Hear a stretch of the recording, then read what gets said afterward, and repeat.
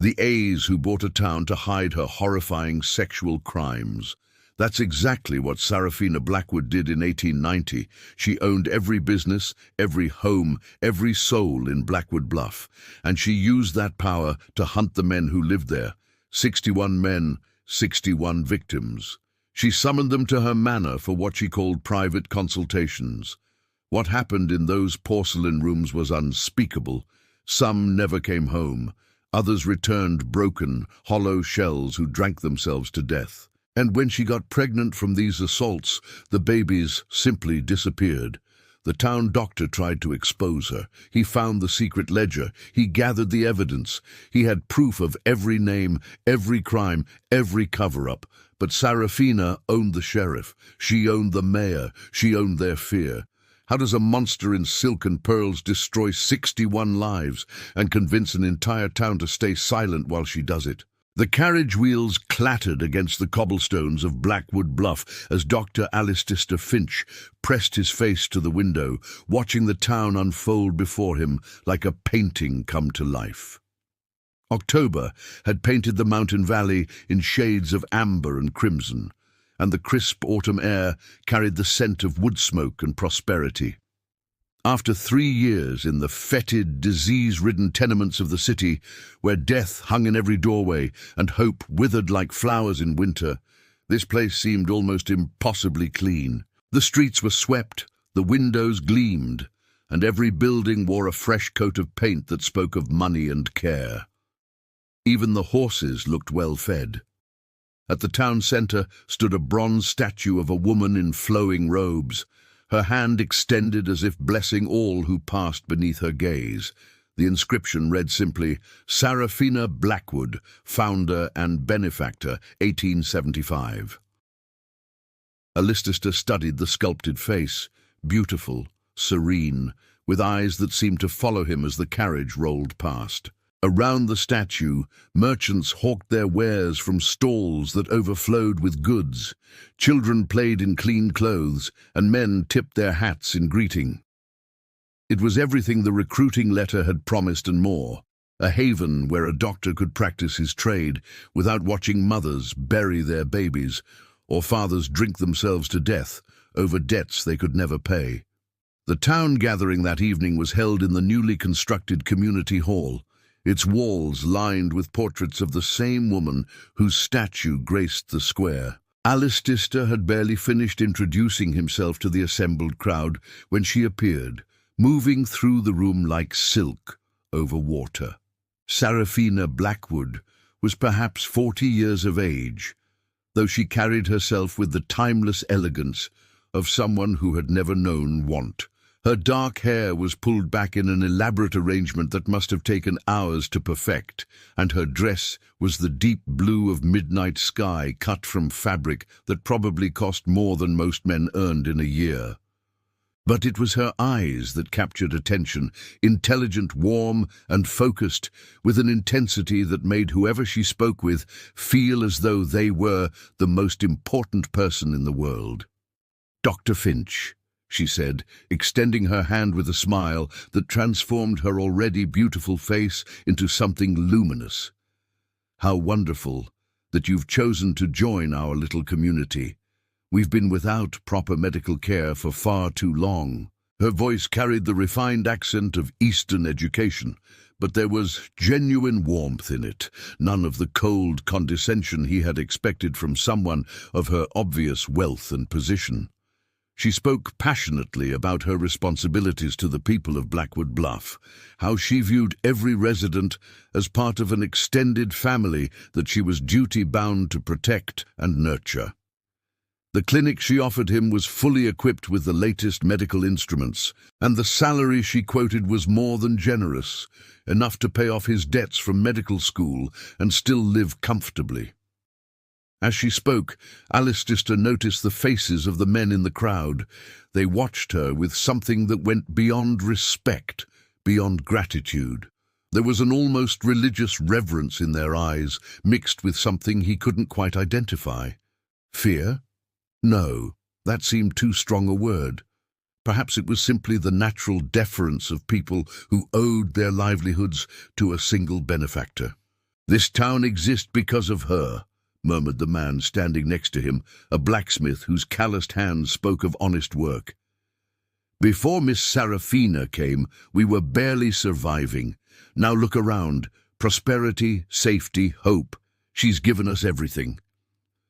The man's voice held the same note of reverence, but when Alistair glanced at him more closely, he noticed the way the blacksmith's eyes never quite met Saraphina's directly, how he seemed to shrink slightly whenever her gaze passed over him.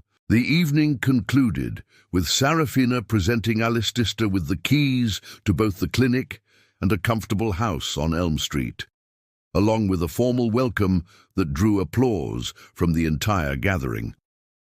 As the crowd dispersed, Alistair felt a surge of optimism he hadn't experienced in years. Here was a place where he could make a real difference, where his skills would be appreciated and his efforts rewarded. The failures and frustrations of the city seemed like distant nightmares compared to the promise of this mountain refuge. 3 weeks later, on a night when October's chill had deepened into something that hinted at winter's approach, that promise shattered like glass against stone. Alistair was preparing for bed when urgent pounding at his door shattered the evening quiet.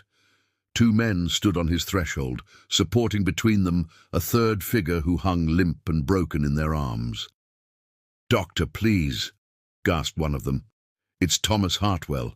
There's been a fight. He's hurt bad." Thomas was perhaps 20 years old, with the broad shoulders and strong arms of someone who worked with his hands. But as they carried him into the clinic and laid him on the examination table, Alistair saw immediately that this was no ordinary barroom brawl. The young man's face was a map of bruises, fresh and dark, but it was the older marks that made Alistair's blood run cold. Beneath the new injuries were scars, deliberate, methodical, speaking of pain inflicted not in anger, but with careful, calculating precision. Some were months old, others years. They formed patterns across Thomas's torso and arms that suggested not random violence, but systematic torture. "What happened?" Alistair demanded as he worked, cleaning wounds and assessing damage. The men who had brought Thomas exchanged glances, filled with something he was beginning to recognize. That same mixture of fear and deference he had seen at the town gathering. "Drunk," one of them muttered. "Got into it with some fellows at the tavern. You know how young men are. Too much drink, too much pride." But Thomas's injuries told a different story. These weren't the wild, chaotic wounds of a drunken fight. They were precise, almost surgical in their placement, designed to cause maximum pain without permanent damage to vital organs. And the psychological state of the young man was perhaps even more disturbing than his physical condition. His eyes darted constantly around the room like a trapped animal seeking escape, and he flinched away from every touch, even Alistair's gentle medical examination. As the night wore on, and the sedative Alistair had administered began to take effect, Thomas's rigid terror slowly gave way to delirious mumbling. Most of it was incoherent, fragments of words and half-formed pleas.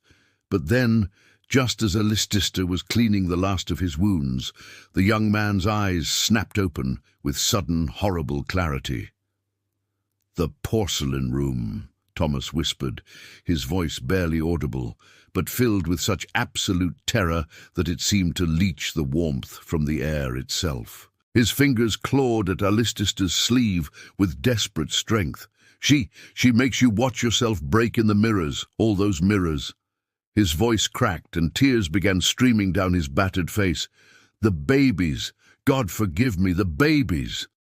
Then his eyes rolled back and he fell into unconsciousness, leaving Alistair alone in the clinic with questions that felt dangerous even to think.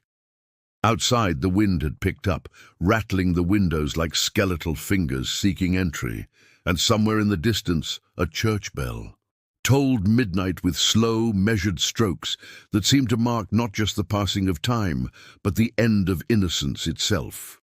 Thomas remained unconscious for 2 days, and when he finally awakened, the terror in his eyes had crystallized into something worse, a hollow, empty stare that seemed to look right through Alcestis as if he were made of glass. The young man answered questions with single words or silence, flinching away from any attempt at comfort or reassurance. When Alcestis asked about his injuries, Thomas merely shook his head and whispered, "Fell down drunk, my own fault." But his hands trembled as he spoke, and he kept glancing toward the window, as if expecting someone to appear there at any moment. It was then that Alcestis began to see what had been hidden in plain sight. Over the following weeks, as he made his rounds through Blackwood Bluff, he started noticing patterns that chilled him more than the advancing winter. There were far too many men in this prosperous town who bore the unmistakable signs of deep, persistent trauma. They came to his clinic with complaints of sleeplessness, stomach ailments, and what the townspeople politely termed melancholy. But their symptoms spoke of something far more sinister than simple depression or overwork. Marcus Whelan, the baker, had developed such severe tremors in his hands that he could barely knead dough. Yet he insisted nothing was wrong when Alcestis suggested examining him more thoroughly. Samuel Cross, who worked in the grain mill, had taken to drinking so heavily that his wife feared for his life. But when Alcestis tried to discuss treatment, Samuel's face went white, and he stammered excuses before fleeing the clinic entirely. Most disturbing of all was the way these men reacted to any mention of Saraphina Blackwood or her manner. Their faces would drain of color, their breathing would become shallow and rapid, and they would find urgent reasons to end the conversation and leave his presence immediately. The manor itself loomed over the town like a watchful guardian or a patient predator, its white columns and perfectly manicured gardens visible from nearly every street corner. Alcestis found himself studying it during his daily walks, noting how the men of the town seemed to unconsciously alter their routes to avoid passing too close to its iron gates.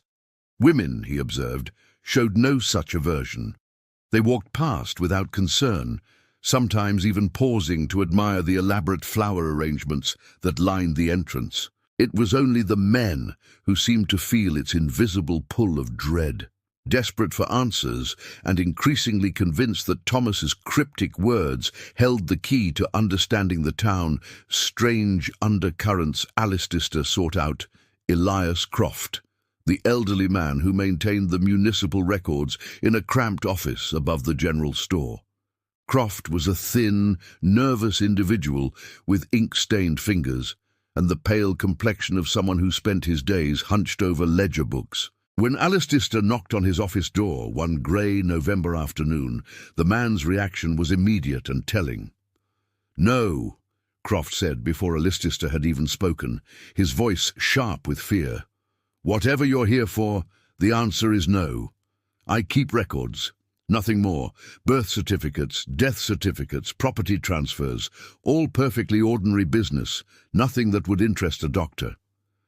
But Alcestis had spent enough time reading people's faces to recognize the difference between genuine confusion and desperate deflection. "I'm not here about medical matters," he said carefully, stepping into the cluttered office despite Croft's obvious reluctance.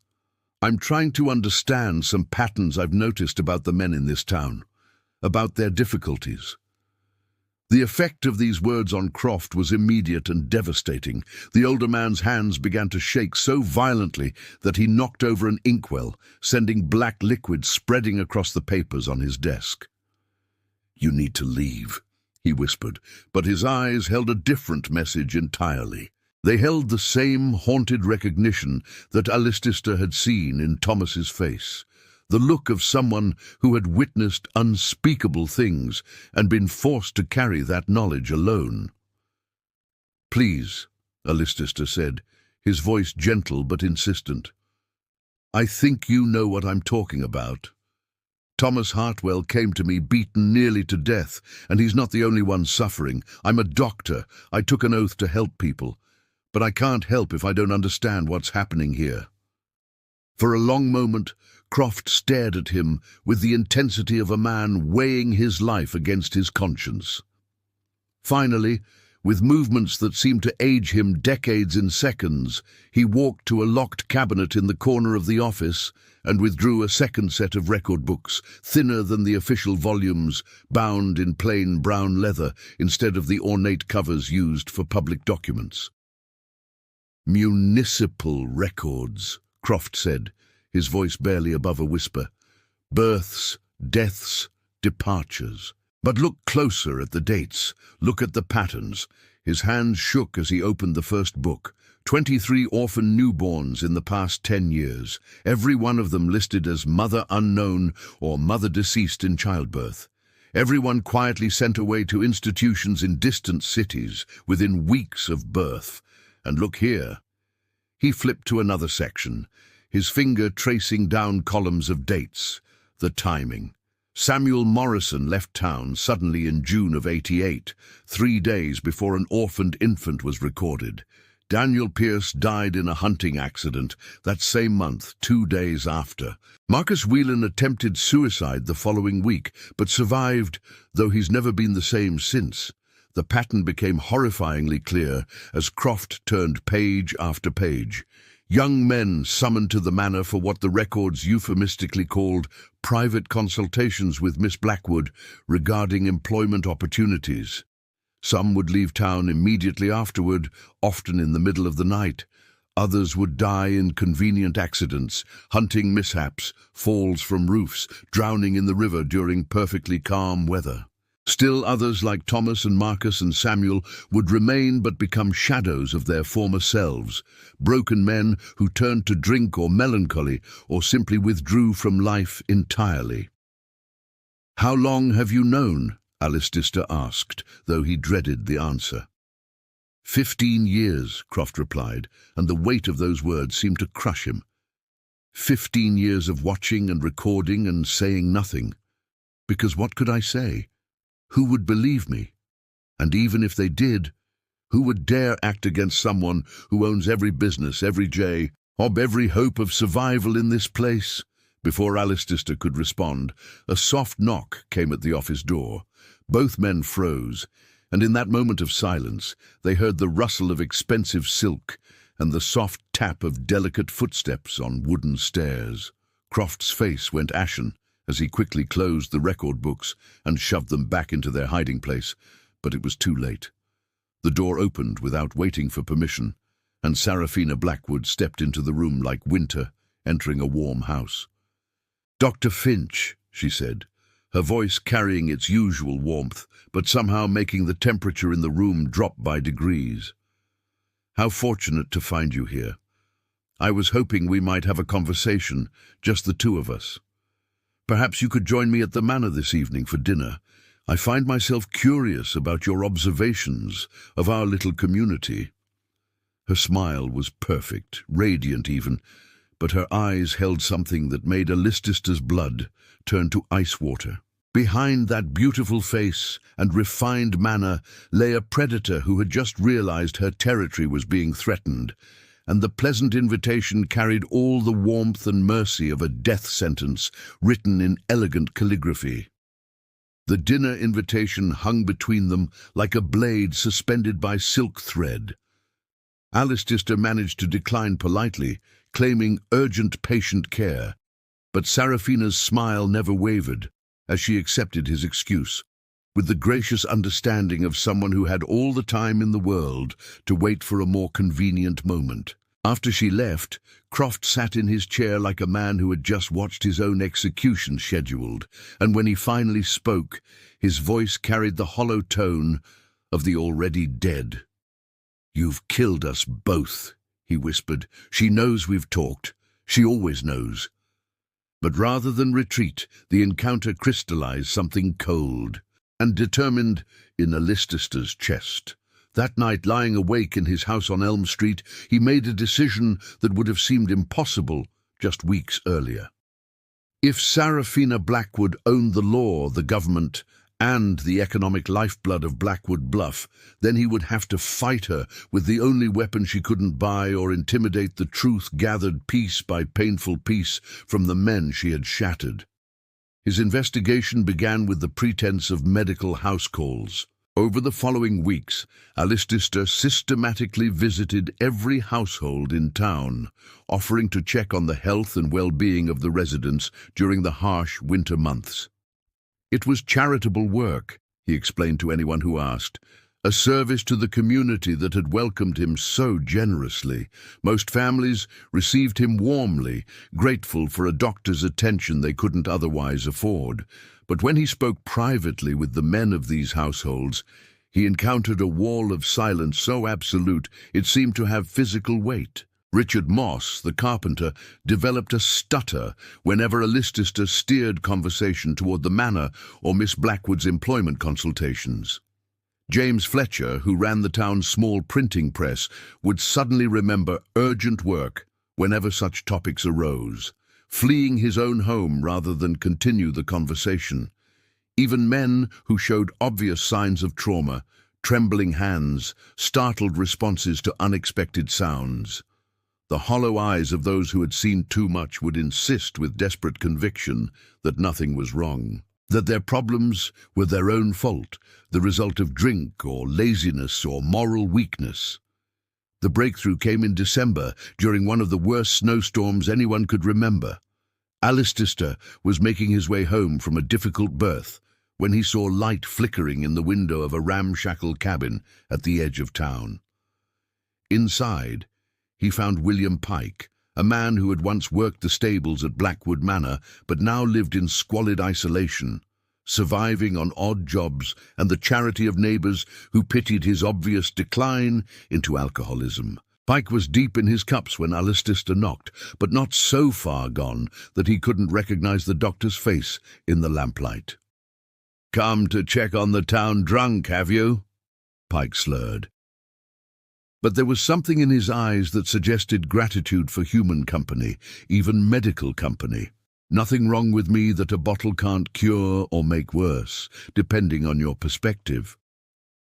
Alistair spent an hour simply sitting with the man, sharing warmth by his meagre fire, and letting Pike talk about inconsequential things, the weather, the difficulty of finding work, the loneliness of winter nights. It was only when the man's guard had completely dropped, when the alcohol and exhaustion had stripped away his carefully constructed defenses, that the real story began to emerge. "She calls it consultation," Pike whispered, staring into the flames with the vacant gaze of someone reliving a nightmare. "Makes it sound professional, like business.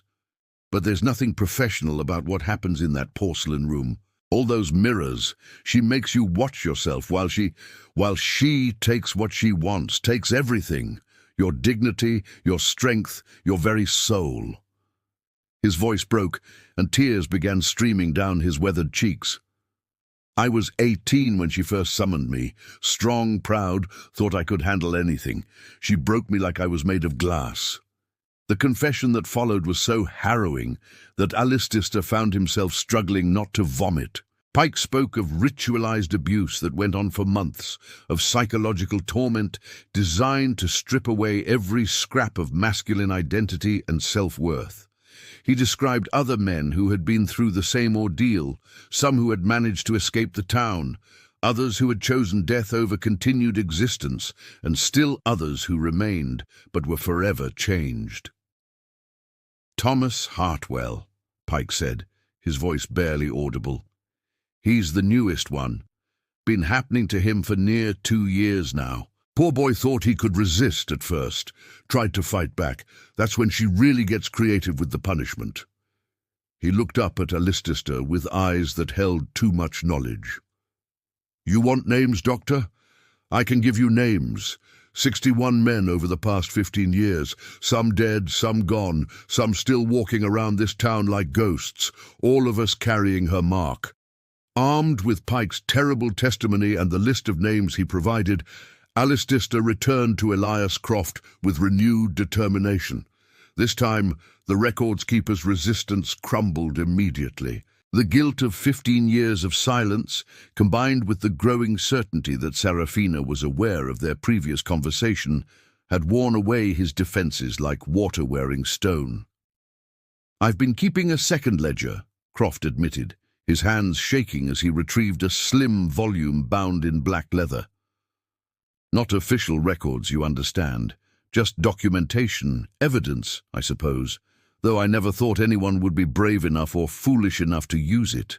The book contained meticulous entries in Croft's careful handwriting, dates, names, and brief notations that painted a picture of systematic horror spanning nearly 2 decades.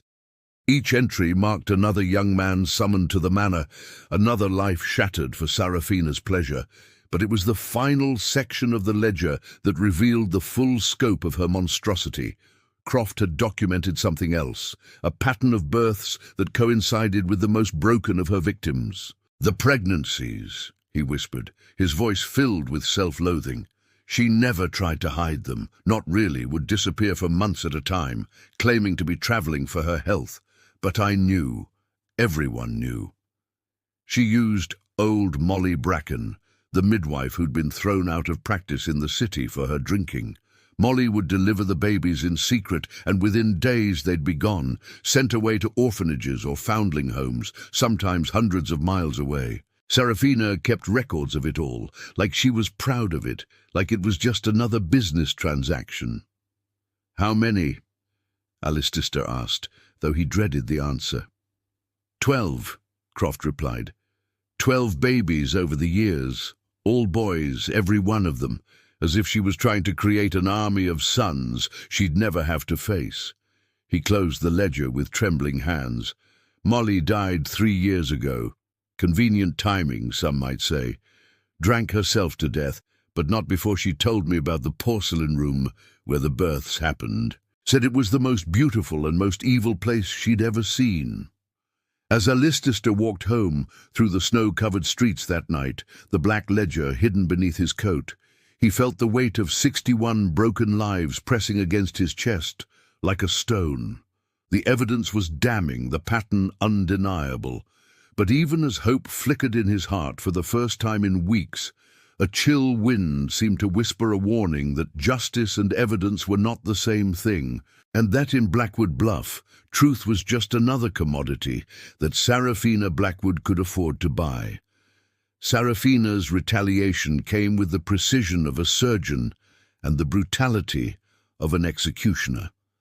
3 days after Alcestis's conversation with Elias Croft, William Pike was found dead in his squalid cabin, slumped over his rough wooden table with an empty bottle of laudanum beside his cold hand. Sheriff Marcus Thornton, a heavy-set man whose expensive boots and gold watch chain suggested income far beyond a small-town lawman's salary, pronounced it suicide before the body was even cold. Pike had been despondent over his drinking, Thornton explained to the handful of neighbors who gathered outside the cabin. He'd taken his own life rather than continue living as a burden on the community's charity. But Alcestis knew better.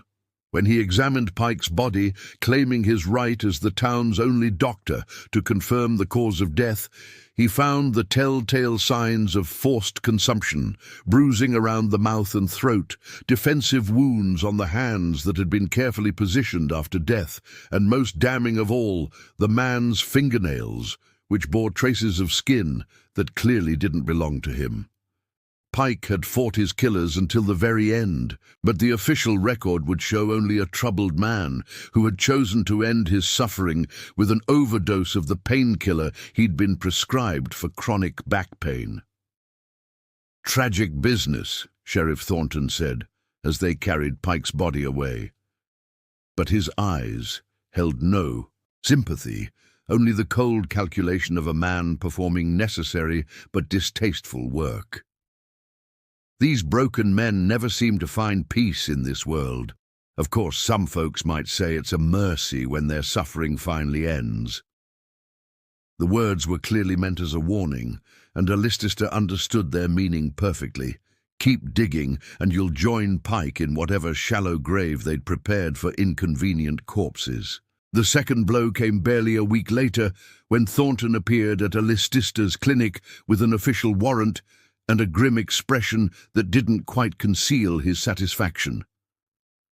"Dr. Finch," he announced loudly enough for the patients in the waiting area to hear clearly. "You're under arrest for fraud, medical malpractice, and extortion of the citizenry of Blackwood Bluff." The charges were absurd, claims that he'd been selling false treatments, overcharging for services, and threatening to withhold medical care unless patients paid exorbitant fees. But they came supported by sworn statements from 3 different families, all bearing the careful handwriting of people who'd been coached on exactly what to say. "These are lies," Alistair protested as Thornton snapped iron manacles around his wrists. But the sheriff only shrugged with theatrical regret. "Court will sort that out, Doctor.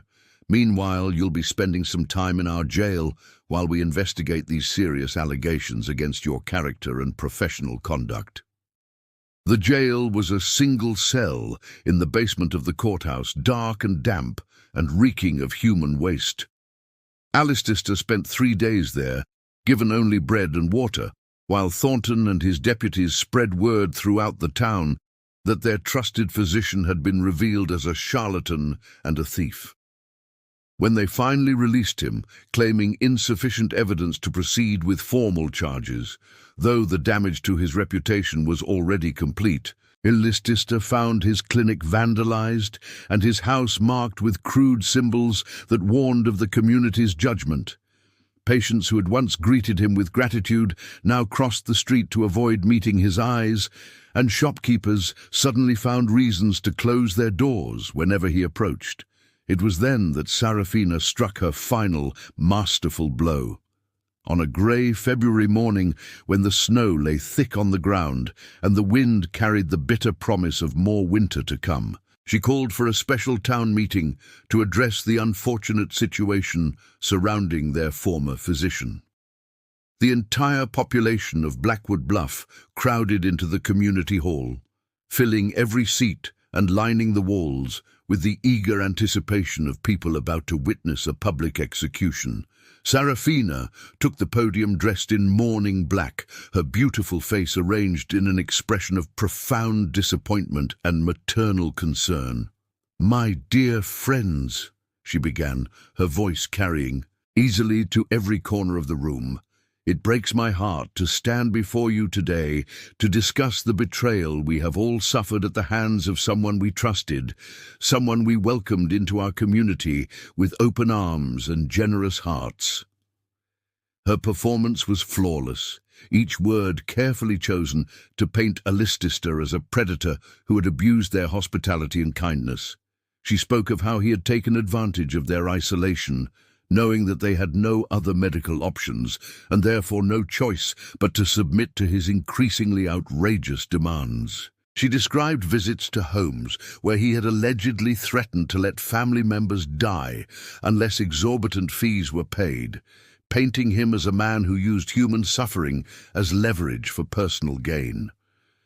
Most damning of all, she suggested that his recent questions about the town as residents had been part of an elaborate blackmail scheme, an attempt to gather embarrassing secrets that he could use to extort money from vulnerable families. "I blame myself," she said, dabbing at her eyes with a delicate handkerchief, "for not seeing the signs sooner. I was so grateful to have medical care for our community that I failed to properly investigate Dr. Finch's background and character. I have since learned that he left his previous position under suspicious circumstances, fleeing debts and allegations that would have destroyed his career if they had been pursued.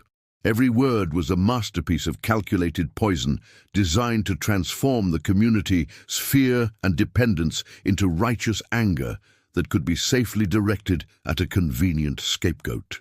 The crowd's response was everything she could have hoped for. Men who had once tipped their hats in greeting now shouted accusations of their own, competing to demonstrate their loyalty and outrage. Women whose children Alistair had treated for fever and injury now claimed he had been inappropriate in his examinations, adding sexual impropriety to the growing list of his alleged crimes. By the time Saraphina called for calm, the mob was ready to drag him from wherever he was hiding and string him up from the nearest tree. But it was Elias Croft's attempt at heroism that provided the evening's climactic tragedy. The records keeper, perhaps driven by guilt or a final surge of conscience, stood up in the back of the room and tried to speak truth to the manufactured fury. "This is all lies," he shouted over the crowd's roar, "and I can prove it. I have records, real records, that show what she's really been doing to the men of this town." His voice cracked with desperation as he held up the black ledger, waving it like a battle flag. 61 victims over 15 years, and I documented every single one. The silence that followed was deafening, broken only by Saraphina's gentle, disappointed sigh. "Poor Elias," she said, her voice full of maternal pity. "The stress of maintaining our municipal records has clearly become too much for him. Perhaps it's time we considered finding him a comfortable retirement and a younger successor." The crowd murmured agreement, and Croft seemed to shrink before their eyes, realizing that his moment of courage had only sealed his fate more completely. That night, as Croft attempted to flee the town with his evidence, his carriage went off the mountain road in what would be recorded as a tragic accident. They found his body the next morning, thrown clear of the wreckage along with the burned remains of everything he had tried to save. Alistista, watching from the woods where he had been hiding since the town meeting, saw the smoke rising from the crash site and knew that his last hope for justice had died with the old man, who had finally found the courage to speak truth to power, only to discover that power had no interest in listening. For 3 days after Elias Croft's death, Alistista hid in an abandoned barn on the far side of the mountain, surviving on frozen turnips he'd stolen from a root cellar and snow he melted in a rusted bucket. The cold seeped into his bones, but it was nothing compared to the ice that had formed around his heart as he watched the smoke rise from the crash site, where the last evidence of Saraphina's crimes had been reduced to ash. Every breath felt like a betrayal of the men whose stories would now die with him. Every moment of continued existence a mockery of Pike and Croft, who had paid the ultimate price for daring to speak truth in a town built on lies. On the 4th night, as the wind howled through the gaps in the barn walls and his body shook with fever and despair, something fundamental shifted inside him. The rage that had sustained him for weeks began to burn away, replaced by a clarity so sharp it cut through his despair like a blade through silk. He could not win a public war against Saraphina Blackwood. He could not bring outside law to a place where she owned every official, every judge, every pathway to justice. But sitting there in the darkness, surrounded by the ghosts of 61 broken men, he realized that the fight had never been about courtrooms or legal proceedings or public vindication. It had been about memory, about ensuring that the victims would not be forgotten, that their suffering would not disappear into the silence that Saraphina had purchased with blood and gold. Justice, he understood now, was not always about punishment or legal consequences. Sometimes justice was simply the promise that truth would outlive the lies that tried to bury it. Instead of planning his escape from Blackwood Bluff, Alistista began to plan something far more dangerous and far more important. He needed to write it all down, every name, every detail, every horrific confession he had gathered. But he needed somewhere safe to do it, somewhere Saraphina's agents wouldn't think to look.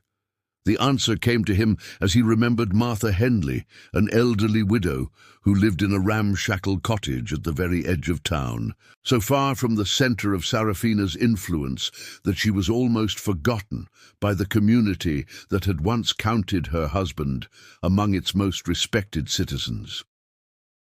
Martha's husband had been the town's blacksmith before his death 5 years earlier, and Alistista recalled how she had always seemed slightly apart from the other women of Blackwood Bluff, never joining in their praise of Saraphina's generosity, never appearing at the town gatherings where their benefactor was celebrated. When Alistista appeared at her door near midnight, shivering and desperate, She took one look at his face and stepped aside to let him enter without a single question. "I figured someone would come eventually," she said, as she led him to her kitchen and began heating water for tea. "Someone who'd seen through her pretty mask and found the rotting skull underneath. My husband used to shoe her horses, you know. Sometimes the stable boys would come to him afterward, all torn up and broken, begging him to help them disappear. He tried when he could, got 3 of them away to distant relatives before she caught on and stopped sending work to our smithy." Her eyes, faded with age, but still sharp with intelligence, studied Alistair with the frank assessment of someone who had long ago stopped being surprised by human evil. "What do you need from me, Doctor?" In Martha's cellar, by the light of tallow candles that cast dancing shadows on the stone walls, Alistair began to write. He had no paper, except what Martha could spare. Pages torn from old almanacs, the backs of letters, even brown paper that had once wrapped supplies from the general store. But he wrote with the desperate precision of a man creating a testament. He reconstructed Elias Croft's ledger from memory, but he did more than simply list names and dates. He wrote down every detail he had learned, every whispered confession and terrified revelation. He wrote of Thomas Hartwell's broken whispers about the porcelain room and its mirrors that forced victims to watch their own destruction. He recorded William Pike's harrowing account of ritualized abuse designed to strip away masculine identity and self-worth. He documented the pattern of convenient deaths and sudden departures that had removed witnesses before they could speak. Most importantly, he wrote about the babies, 12 boys born in secret and scattered to distant orphanages, the ultimate expression of Saraphina's narcissistic power over the men she had destroyed. Night after night, he filled page after page with the stories of 61 victims, transforming his cramped handwriting into a monument to their suffering. The work became more than documentation. It became a form of communion with the dead and broken, a way of carrying their pain forward into a future where it might finally be acknowledged. When his hand cramped from writing, he would flex his fingers and continue. When the candles burned low, Martha would bring him new ones. When despair threatened to overwhelm him, he would think of Pike's courage in speaking truth and Croft's final act of defiance, and he would keep writing. It took him 2 weeks to complete what he came to call the Blackwood Bluff testimony, a document that contained not just the facts of Saraphina's crimes, but the human cost of her evil, written in the blood and tears of every man who had suffered in her porcelain hell.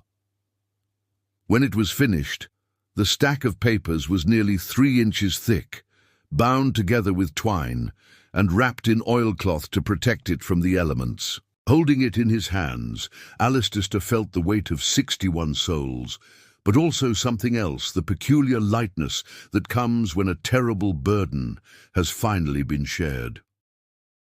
The traveling merchant who would carry his testimony away from Blackwood Bluff was a grizzled man named Jacob Morris, who made his living carrying goods between remote mountain communities and the larger cities to the east. Alistair had observed him for days, watching how he conducted business with honest prices and fair dealing, noting how he treated his horses with kindness and spoke respectfully to even the poorest customers.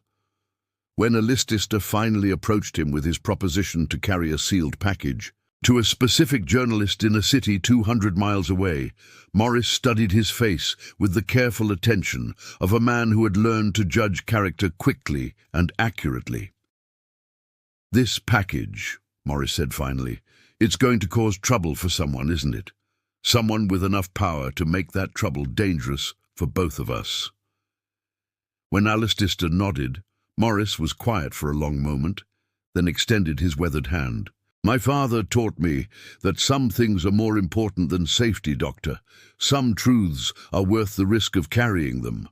As Alistair watched Morris's wagon disappear around a bend in the mountain road, carrying the Blackwood Bluff testimony toward whatever uncertain future awaited it, he felt a profound sense of peace settle over him for the first time in months. He might never see the document published. He might not survive another week as a fugitive in these unforgiving mountains. Saraphina Blackwood would continue to reign over her gilded town, protected by wealth and fear and the silence of those too broken or too dependent to speak against her. But she no longer owned the truth. Somewhere in that wagon, wrapped in oilcloth and twine, the voices of 61 victims traveled toward the light, carrying with them the testimony that their suffering had not been meaningless, their pain not forgotten. Standing on a ridge overlooking Blackwood Bluff, watching the smoke rise from its prosperous chimneys and the lamplight flicker in its clean windows, a listener understood that this, not courtroom victory or public vindication, was what justice sometimes looked like. Not the punishment of the guilty, but the preservation of truth. Not the salvation of the living, but the honoring of the dead. The pursuit of truth had been paid in full, its weight both burden and redemption. And in that payment, something approaching peace had finally been achieved.